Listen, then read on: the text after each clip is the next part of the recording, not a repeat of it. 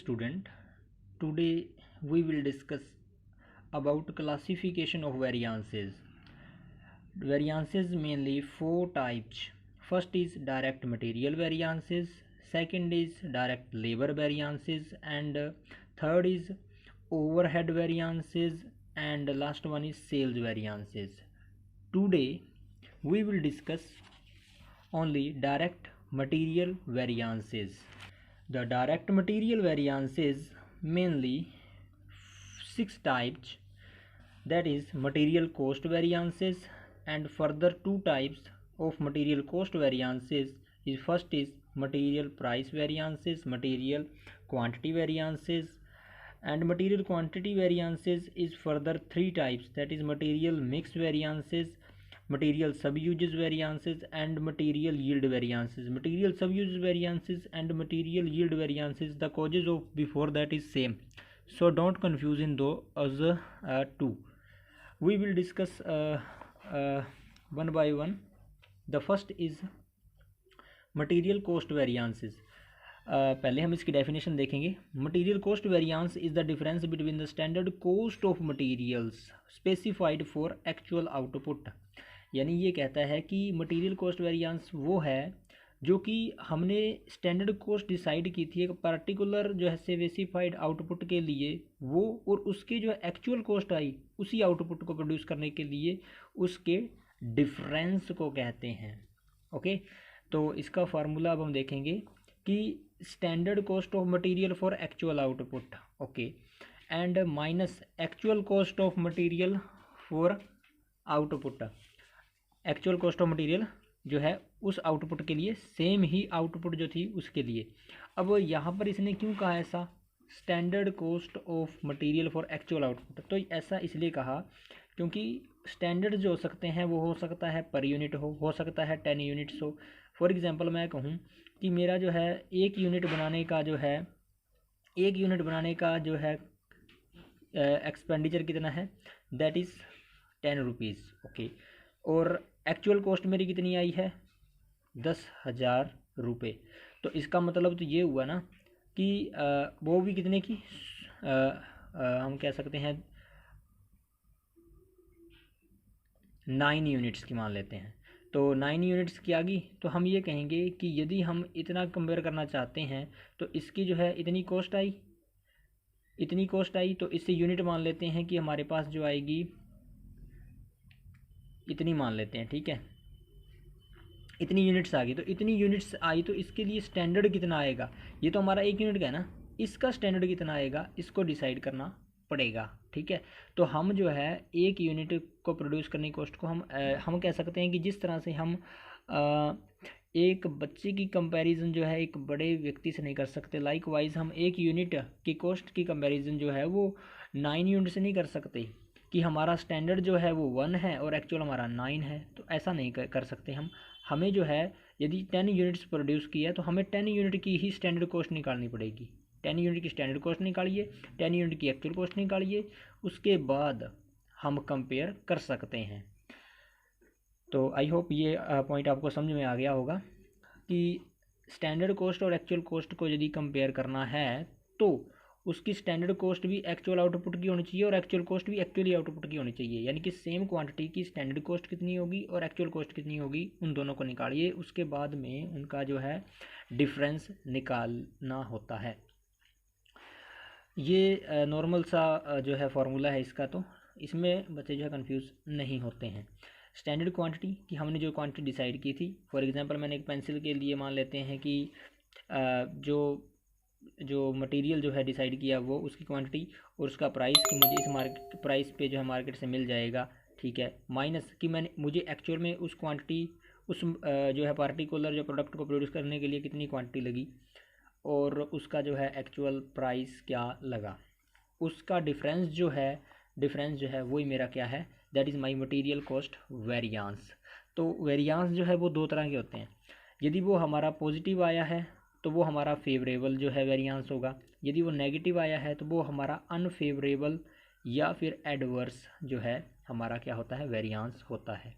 अब ये जो नीचे फार्मूला दिया हुआ है ये वाला, ये दिया हुआ है कि यहाँ पे बताया हुआ है कि 10 स्टैंडर्ड यूनिट्स जो है वो 10 यूनिट्स आउटपुट मान लेते हैं कि स्टैंडर्ड आउटपुट मेरा कितना है 10 यूनिट्स। इनको प्रोड्यूस करने के लिए मुझे स्टैंडर्ड क्वांटिटी कितनी लगी रहा मटेरियल की, दैट इज़ 100 केजीज। तो 100 केजीज लगा। उसके बाद में है एक्चुअल मेरा कितना है, मैंने कहा कि मुझे 10 यूनिट्स प्रोड्यूस करने के लिए इतनी, तो 100 यूनिट प्रोड्यूस करने के लिए कितना लगेगा, दैट इज़ 1000 केजी। 10 गुना है ना, ये 10 गुना में 10 100 केजी, और 100 गुना में 10 तो इसका 1000 केजी जो है हमारा मटेरियल लगेगा। तो ऐसा ही यहाँ पे भी है, ऊपर भी, यहीं पर भी, यहाँ पर भी ऐसा ही कहा गया था कि हमें जितना जो है जो एक्चुअल कॉस्ट निकालना है उसका स्टैंडर्ड कॉस्ट भी हमने एक्चुअल आउटपुट का निकालना है, और एक्चुअल कॉस्ट भी एक्चुअल आउटपुट का ही निकालना है, फिर दोनों को कंपेयर करना है। उसके बाद आता है हमारा मटेरियल कॉस्ट वेरिएंस। के बाद में उसका एक पार्ट जो है कि मटेरियल कॉस्ट वेरिएंस के दो कारण हो सकते हैं, या तो प्राइस में उतार चढ़ाव आया होगा, अप डाउन हुए होंगे प्राइसेस, या फिर क्वांटिटी। पहले हम प्राइस को देखते हैं, इसकी डेफिनेशन देखते हैं कि प्राइस जो है मटेरियल प्राइस वेरिएंस क्या होता है। Material price variance is that portion of material cost variance, यानी कि MCV मटेरियल कॉस्ट वेरिएंस का वो पार्ट है which is due to difference between the standard price specified, कि हमने कहा था कि एक पार्टिकुलर प्रोडक्ट की कॉस्ट जो है वो 10 रुपये आएगी पर यूनिट पर, और एक्चुअल प्राइस की हमें जो है एक्चुअल में कितने पर मिली, या तो हमें 9 पर मिल गई होगी, या फिर वो हमें 11 पर मिल गई होगी, या अदर मिली होगी। ठीक है, उसके डिफरेंस के कारण जो उत्पन्न होता है that is known as material price variance. अब हम इसका फार्मूला देखते हैं। मटेरियल प्राइस वेरिएंस इज़ क्या है, मटेरियल जो है प्राइस वेरिएंस। अब यहाँ पर बच्चे कंफ्यूज होते हैं, देखो अब यहाँ पे क्या है material price variance, price okay price, तो यहाँ पर मटेरियल प्राइस वेरिएंस की मैंने स्टैंडर्ड प्राइस की मैंने डिसाइड क्या किया था, एक्चुअल मेरा आया क्या था, इन दोनों का डिफरेंस। पहले क्वेश्चन देखना, पहले जिसकी बात कही गई है उनका डिफरेंस देख लो, और जो हमने डिसाइड किया था उसको आगे लाओ, और जो हम एक्चुअल में आया उसको पीछे लाओ, क्योंकि यदि एडवर्स होगा तभी माइनस में आएगा ना। ठीक है, यदि हमारा ये कम होगा तो माइनस में आएगा, यदि ये हमारा ज़्यादा होगा तो माइनस में आएगा, है ना। तो ये यदि हमारा ज़्यादा है इसमें तो वो हमारा एडवर्स में आएगा, और फिर एक्चुअल क्वांटिटी से जो है मल्टीप्लाई करना है। मोस्टली स्टूडेंट यहीं पे गलती करते हैं कि यहाँ पर स्टैंडर्ड क्वांटिटी से मल्टीप्लाई करते हैं। क्यों भाई, रीज़न है इसके पीछे ऐसा। यहाँ का तो रीज़न आपको क्लियर होगा कि इसका तो सीधा सा मतलब है डिफरेंस निकालना, कि हमने यदि 10 रुपये डिसाइड किया था तो -11 रुपये, यदि ज़्यादा आएगा तो हमारा क्या आएगा, खर्च ज़्यादा एक्सपेंसेस होएगा। तो यहाँ पर इधर इधर तो हम स्टैंडर्ड को लिखेंगे, इधर हम एक्चुअल को लिखेंगे। अब एक्चुअल क्वांटिटी इसलिए क्योंकि वास्तव में यदि हमने 100 यूनिट मान लेते हैं कि प्रोड्यूस करी हैं या यूज़ की हैं, तो एक्चुअल क्वांटिटी देखनी है ना, क्योंकि हम तो ये कहेंगे कि आपने यूज़ कितना किया, तो हम कहेंगे 100 यूज़ किया। हाँ, ये नहीं पूछेंगे कि कितना डिसाइड किया था, ये कहेंगे कि कितना यूज़ किया था, उससे मल्टीप्लाई करने देंगे। अदरवाइज़ हमें जो है जो हमारे हायर जो है, मान लेते हैं कि किसी कंपनी में ऐसी प्रॉब्लम आ जाती है, तो वो ये नहीं कहेगा कि सर मैंने 1000 यूनिट प्रोड्यूस की थी और मेरा इतना आ गया, नहीं, वो कहेगा कि प्रोड्यूस मतलब आपने वो कहेगा मुझे स्टैंडर्ड इतने का जो है मैंने डिसाइड किया था, वो कहेगा स्टैंडर्ड नहीं चाहिए मुझे, आपने कितनी यूनिट्स प्रोड्यूस की थी वो बता दीजिए। वो कहेगा कि मैंने जो है इतनी यूज़ की थी, 100 यूनिट प्रोड्यूस की थी। वो कहेगा ठीक है, फिर -5 का -1 का जो है एक पर लॉस हुआ है, तो 100 का तो होना ही चाहिए, होना ही होता है उसका, हो गई, वो तो पता ही है। तो ये एक्चुअल क्वांटिटी ये है, इसलिए अब यहाँ पे ये डिसाइड करना है कि बाज़ार मूल्य में परिवर्तन भी इसका एक कारण है, कि अब प्राइस में चेंज आया तो क्या कारण हो सकते हैं इसके। तो सामग्री मूल्य विचरण के निम्नलिखित कारण हो सकते हैं। ये कहता है कि reason behind the material price variance, कहता है सबसे पहला कि आपको जो है मार्केट प्राइस ऑफ मटेरियल, जैसा कि मैंने अभी एग्जाम्पल दिया ही है, आपने क्वांटिटी जो है ये नीचे दी होगी, क्वांटिटी आपने कम या ज़्यादा खरीदी है, उसकी वजह से भी क्या हो सकता है, मटेरियल महंगा सस्ता हो सकता है। फॉर एग्जांपल यदि आप 1000 केजीज़ खरीदोगे तो और 10 केजी खरीदोगे, उसमें जो है होलसेलर या जो मैन्युफैक्चरर है वो आपको डिस्काउंट जो है, ट्रेड डिस्काउंट जो है कम देगा या अधिक देगा, इसके बल्क पे डिपेंड करता है। ओके, तो मटेरियल प्राइस वेरिएंस हो गया है। इसके बाद जो है हम देखेंगे material usages variance, material quantity variance, या फिर मटेरियल वॉल्यूम वेरिएंसेस। तो हमने पहले देखा था कि मटेरियल कॉस्ट वेरिएंस के दो पार्ट होते हैं, first is material price variance and second is material quantity variance. इसकी डेफिनेशन देख देते हैं। तो क्वांटिटी, यहाँ पर क्वांटिटी यूज़ कितना किया, वॉल्यूम, इनके ऊपर, यानी कि क्वांटिटी से पता लग रहा है कि क्वांटिटी का के कारण ही ये प्रॉब्लम उत्पन्न हुई है, क्रिएट हुई है ये प्रॉब्लम। राइज हुई है, ठीक है। Material usage variance is that portion of material cost variance दिया हुआ है ना, which is due to the difference between standard quantity specified and actual quantity used. जो हमने डिसाइड क्वांटिटी की थी, मैंने कहा था सर 100 यूनिट लगेंगी या 100 केजी जो है लगेगा, लेकिन एक्चुअल में कितना लग गया, 110 केजी लग गया। तो हमारा मैनेजर जो है प्रोड्यूसर से जो पूछेगा, जो फोरमैन होगा, कि आपने 10 यूनिट कहाँ लगाई, तो बोलेगा कि सर राम और शाम जो है चाय पीने लग गए थे और इससे 10 केजी जो है माल क्या होगा, ख़राब हो गया, तो इससे उनको पनिशमेंट मिलेगी। तो यही कारण है, तो ऐसा इसलिए, ठीक है। तो मटेरियल यूजेज वेरिएंस क्या है, अब देखो यहाँ पर क्वांटिटी की बात आ गई, कुछ नहीं सोचना, सबसे पहले लिखो स्टैंडर्ड क्वांटिटी, उसके बाद लिखो माइनस क्या, standard sorry actual quantity. Okay, दोनों का अंतर आ गया कि यदि हमारी स्टैंडर्ड इससे ज़्यादा है फिर हमें फ़ायदा है, ठीक है, फेवरेबल है। यदि ये ज़्यादा होगी, यदि राम और चाय पीने लगे तो फिर हमारी माइनस में आ जाएगी और उसके कारण हमें लॉस होगा। कितना लॉस होगा जी, तो यहाँ पर लॉस होगा जी, कितनी यूनिट्स का लॉस हुआ है, मान लेते हैं 10 यूनिट का, और वो एक यूनिट कितने की है, मान लेते हैं 10 की, तो 100 रुपये का यहाँ पे लॉस हो जाएगा जी, एडवर्स लिखेंगे फिर यहाँ पे, ठीक है ना। तो इसको आप, आई होप ये भी आपको समझ में आ गया होगा। तो material usage variance, material price variance, जो स्टैंडर्ड प्राइस है, तो यहाँ पर जो है वो स्टैंडर्ड प्राइस आएगा, ठीक है, स्टैंडर्ड प्राइस। तो वहाँ पर एक्चुअल क्वांटिटी था, यहाँ पे स्टैंडर्ड प्राइस था, ठीक है, यहाँ पे एक्चुअल प्राइस नहीं होता, यहाँ पे स्टैंडर्ड प्राइस आएगा। ओके, ठीक है सर जी, ये भी समझ आ गया। चलो फिर आगे चलते हैं जी।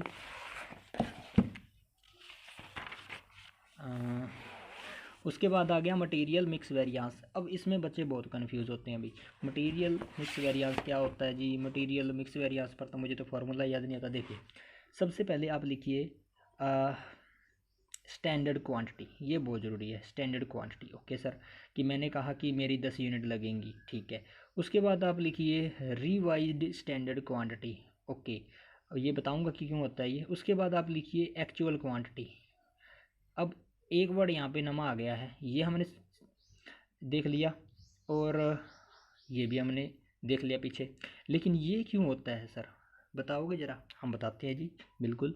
तो यहाँ पे देखो, रिवाइज स्टैंडर्ड क्वांटिटी क्या होता है कि हमने सोचा था कि मेरे पास जो है ये तभी उत्पन्न होगा जब हमारे पास जो एक से ज़्यादा प्रोडक्ट होंगे, ठीक है। जैसे कि मैंने सोचा कि मेरे पास 3 प्रोडक्ट हैं, रॉ मटेरियल 3 है। फॉर एग्जांपल मैंने एक पेंसिल बनानी है, तो पेंसिल में मुझे जो है क्या लगेगी, लकड़ी लगेगी।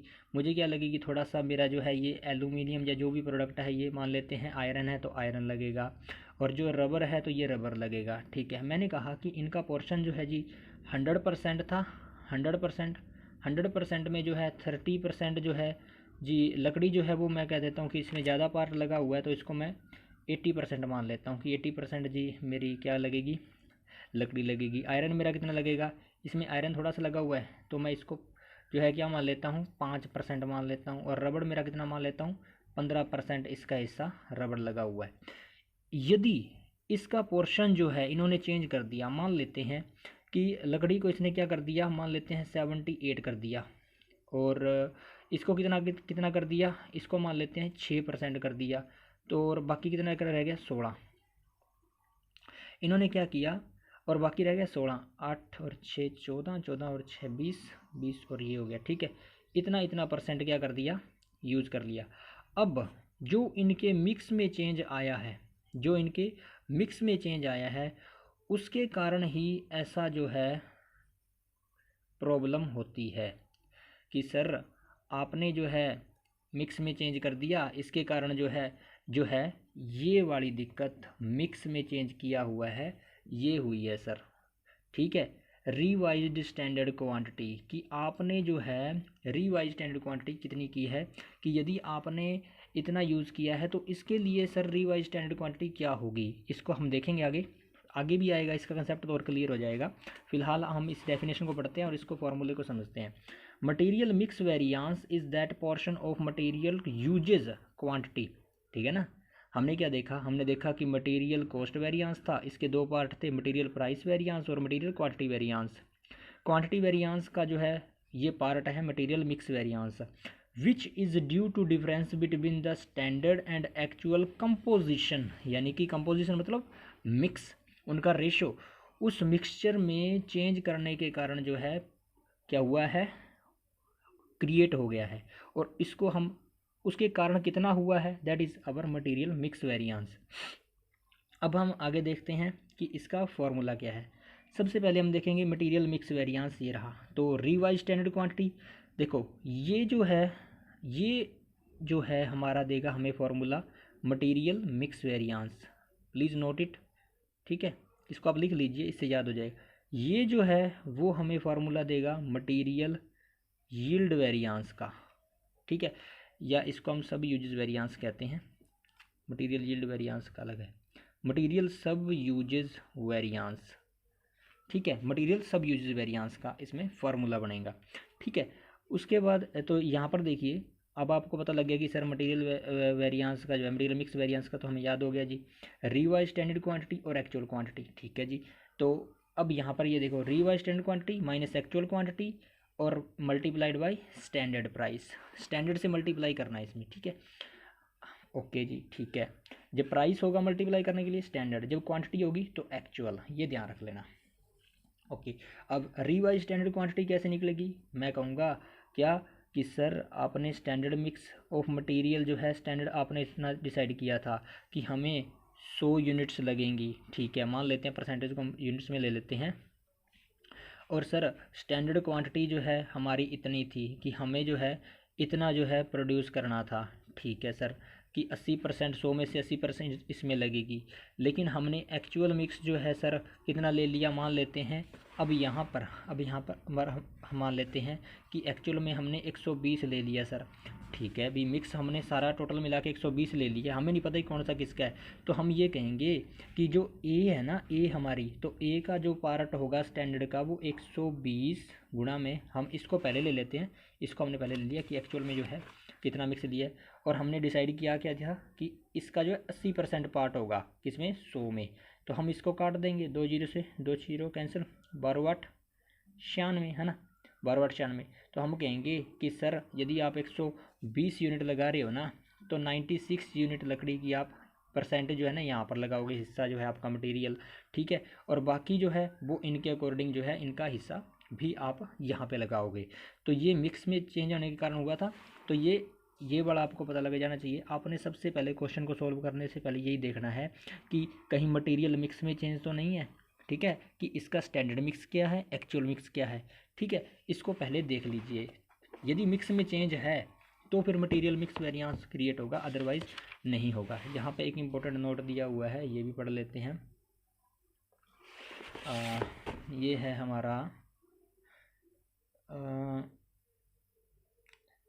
Standard quantity for actual mix is also revise standard quantity. हाँ, इस स्टैंडर्ड क्वांटिटी को रिवाइज स्टैंडर्ड क्वांटिटी भी कह सकते हैं, ठीक है, ये भी कह सकते हैं, अभी होता है कभी कभार स्टैंडर्ड क्वांटिटी और मिक्स क्वांटिटी सेम भी हो सकते हैं। यदि इनका कंपोजिशन सेम है तो सेम हो सकता है, अदरवाइज रिवाइज स्टैंडर्ड क्वांटिटी अलग होगा, ठीक है। अब इसके बाद जो है वो आता है मटेरियल सब यूजेस वेरिएंस।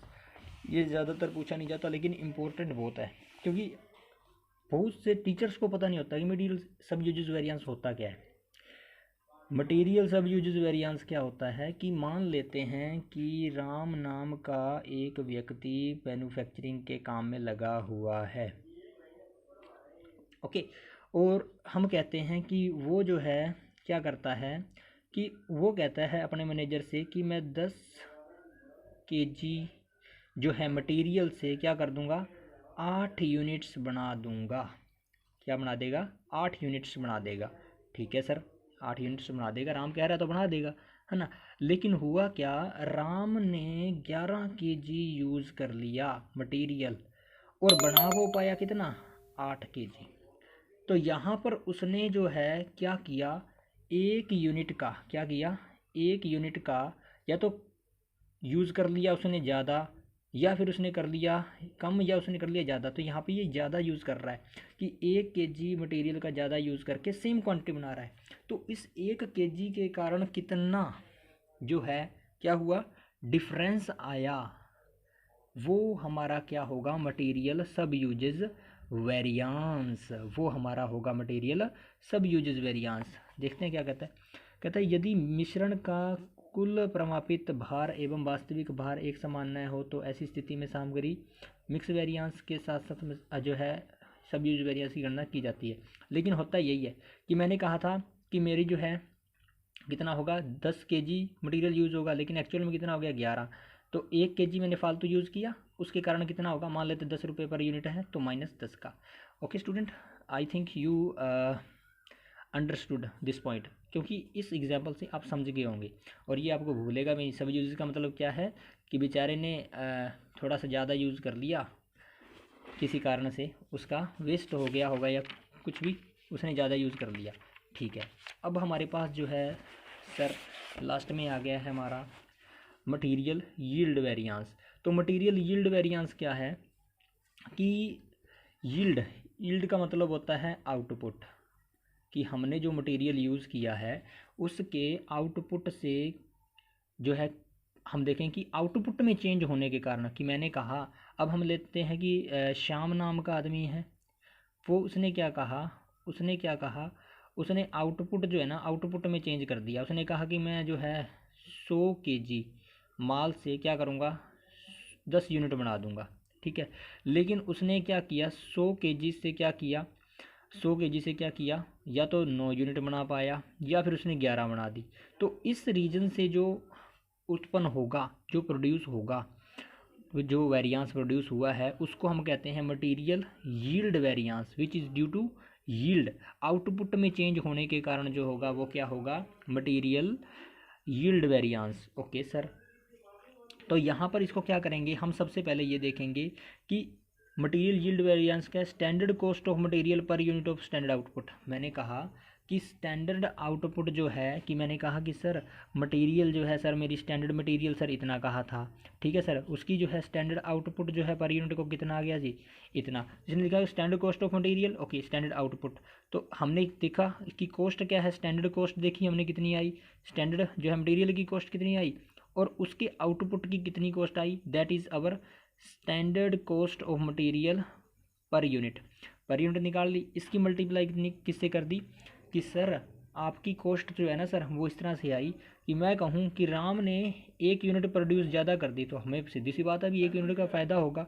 ठीक है, तो हमने जो प्रोड्यूस करी उसकी कॉस्ट कितनी है, विद प्रॉफिट नहीं, विदाउट प्रॉफिट, विद प्रॉफिट और विदाउट प्रॉफिट जो है। ठीक है,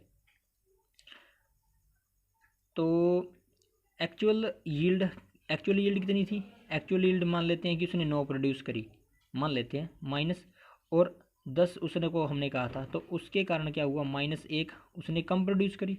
ओके सर, सही है सर, कम प्रोड्यूस करी तो ठीक। लेकिन हमने सोचा क्या था, हमने सोचा था सर कि 1000 रुपये की कॉस्ट आएगी। ठीक है सर, और हम कितनी प्रोड्यूस कर देंगे, 10 यूनिट प्रोड्यूस कर देंगे, यही हुआ था। हाँ, 100 kg में। ठीक है, क्या सोचा था कि 1000 रुपये की कॉस्ट आएगी, 100 kg में आएगी, तो हमने सोचा था कि 100 रुपये की क्या आएगी, 1 यूनिट आएगी। ठीक है, लेकिन 1 यूनिट कम प्रोड्यूस हुई है, 1 यूनिट कम प्रोड्यूस हुई है, तो हमें कितने रुपए का नुकसान हो गया, 1 माइनस 1 इंटू 100 रुपये एडवर्स आ जाएगा। तो ये हमारा क्या है, material yield variance. I hope you understood this point. ये 6 पॉइंट्स से हमने की थी। मटेरियल कॉस्ट वेरिएंस, उसके 2 पार्ट आ गए, material price variance and material quantity variance. और मटेरियल क्वांटिटी वेरिएंस के 3 पार्ट जो हम देखते हैं, जो है मटेरियल जो है mix variance, material sub usage variance and material yield variance. ये दूसरा पार्ट है इस मटेरियल वेरिएंस का। आगे हम जो है तीसरा पार्ट लेबर वेरिएंस पे बनाएंगे।